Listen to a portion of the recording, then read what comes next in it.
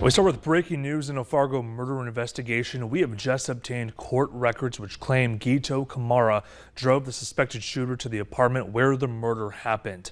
Kamara is charged with being an accomplice to murder. He's also facing a drug charge. Investigators found surveillance video which shows Kamara driving Leo Darto to the apartment complex where he allegedly shot a man in the chest, killing him. Court records allege Kamara robbed the victim, Samson Blah, of fentanyl pills when he was laying on the ground dying from that gunshot wound. Court records say there were 8 phone calls between Kamara and Darto before the shooting and 2 more after.